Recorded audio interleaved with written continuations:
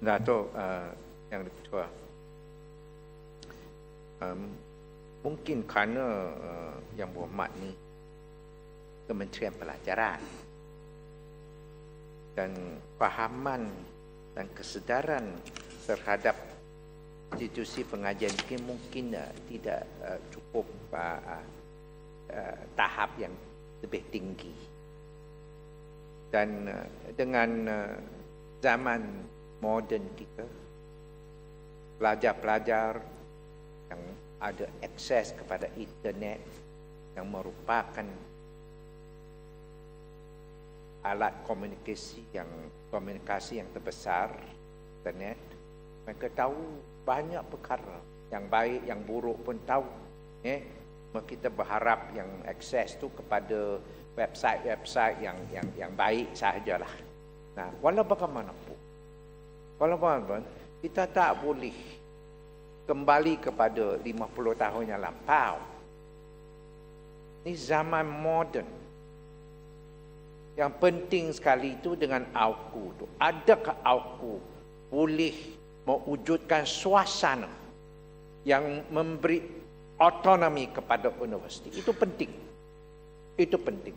Saya setuju dengan hasrat untuk mencegah daripada berlakunya penjenayahan dan kegiatan yang tidak diingini, termasuk merosakkan universiti. Termasuk itu menjejaskan masyarakat.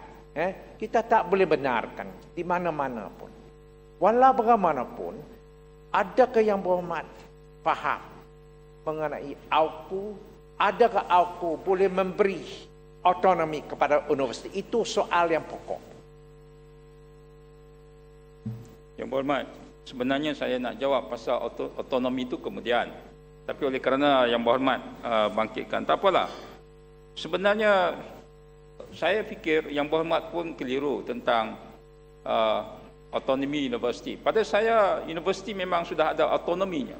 Otonomi dari segi pentadbiran, otonomi dari segi untuk menjadikan universiti sebagai universiti yang cemerlang.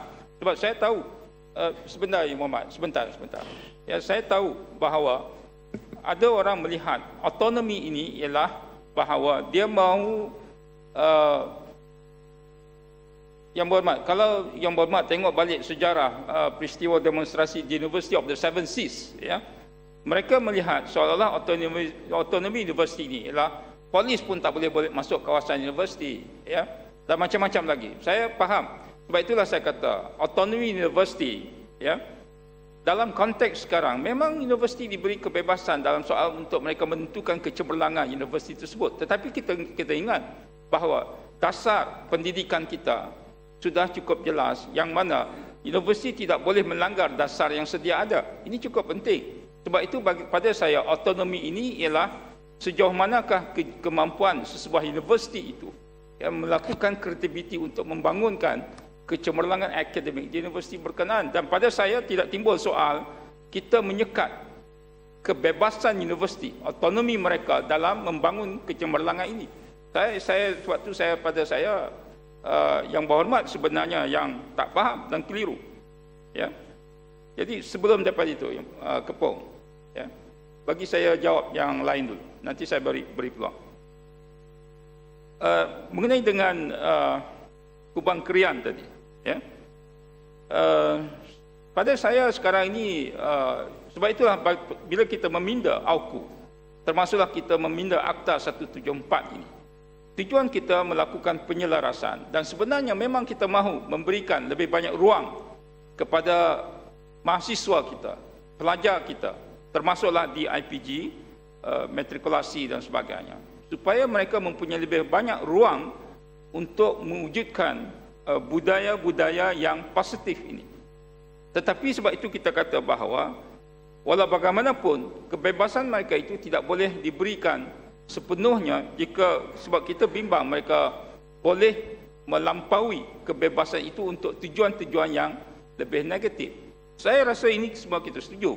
Sebab saya fikir ramai di kalangan ahli-ahli parlimen kita ini pun kebanyakannya mereka ini hidup di universiti ketika AUKU sudah pun diluluskan, dipinda pula pada tahun 1975. Dan kebanyakan mereka pun masih duduk di kerusi pembangkang di sana.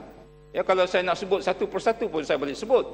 Sebab saya tahu kebanyakan daripada mereka pun hidup di zaman AUKU bila dipindah pada tahun 1975. Ya, jadi oleh itu pada saya tidak timbul soal AUKU ini menyekat. Yang penting ialah sejauh mana kemampuan mahasiswa itu sendiri, pelajar itu sendiri ketika itu untuk melihat keupayaan dan juga pendiriannya dan juga kemampuannya untuk menguasai segala-galanya, untuk menjadikan dia orang yang lebih kritis. Sebab kita tidak mahu pelajar kita ini menjadi kritis tetapi destruktif. Kita mahu pelajar yang kritis tetapi konstruktif. Pada saya ini lebih penting. Ya.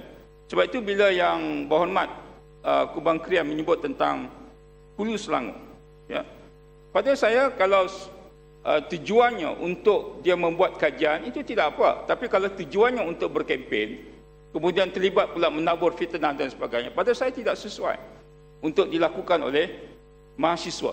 Sebab itulah kita merasakan bahawa AUKU ini penting. Sebab kalau kita memberikan kebebasan, kita kena ingat bahawa sejarah kita dulu pun, ya, ketika sebelum AUKU ini diwujudkan ataupun bila AUKU diperkenalkan pada tahun 1971 sebelum dipindah pada 1975, ada di kalangan mahasiswa kita terlibat dengan kegiatan komunis. Ya, ini tidak ada siapa yang boleh menafikan, dan ada yang lari ke dalam hutan pun menjadi komunis. Apakah kita nak benarkan balik sejarah ini berulang? Ya, apabila menjadi terlalu kiri dan sebagainya. Jadi pada saya ini adalah cukup jelas, ya, perkara ini. Kenapa AUKU ini wujud, bahkan kita sepatutnya berterima kasih kerana kerajaan, khususnya Kementerian Pengajian Tinggi, ya, sudah pun meminda AUKU ini pada tahun lalu. Tuan Ini Pertua, saya nak menyentuh sikit tentang Hulu Terengganu. Saya rasa memang tujuan kita, ya, dengan adanya AUKU ini ialah untuk memastikan bahawa kita melahirkan mahasiswa ataupun pelajar yang lebih bertanggungjawab. Dan sebab itulah oleh kerana Akta 174 ini melibatkan Institut Pendidikan Guru, matrikulasi dan sebagainya, maka sudah tentulah kebebasan yang kita beri itu ada kawalannya. Terutamanya mereka yang terlibat seperti IPG ini adalah bakal guru. Maka sudah tentu kita tidak mahu mereka ini tidak dapat memahami batas-batas yang menyebabkan nanti boleh membawa kesan untuk melahirkan guru yang lebih berwibawa dan memahami tugas mereka sebenarnya sebagai pendidik. Sekarang saya nak sentuh apa yang disebut oleh Kepong. Ya, Kepong membangkitkan kenapa KPM yang membentangkan akta ini, sebab kita kena faham bahawa akta ini diwujudkan pada 1976 ketika Kementerian Pendidikan ini sama kali antara pengajian tinggi dan sekolah menengah, ya. Dan oleh kerana UiTM diwujudkan berasaskan kepada perlembagaan perkara 153, ya, maka sebab itulah dia mempunyai akta tersendiri, dan maka sebab itulah dimasukkan di bawah akta 174 ini. Dan oleh kerana itulah akta ini wujud hingga ke hari ini, yang melibatkan institusi-institusi yang lain, termasuk Kolej Matrikulasi, ya, dan juga IPG. Oleh itu pada saya tidak timbul, maksudnya tidak begitu penting siapa yang nak membentangkan, sebab akta ini memang di bawah Kementerian Pelajaran, ya. Dan untuk makluman yang berhormat Kepong, memang ada cadangan untuk kita melihat dari segi perundangan kembali sama ada untuk kita lakukan pengubahsuaian terhadap akta ini untuk supaya barangkali lebih jelas, ya, oleh kerana kita ada dua kementerian sekarang. Sila Kepong.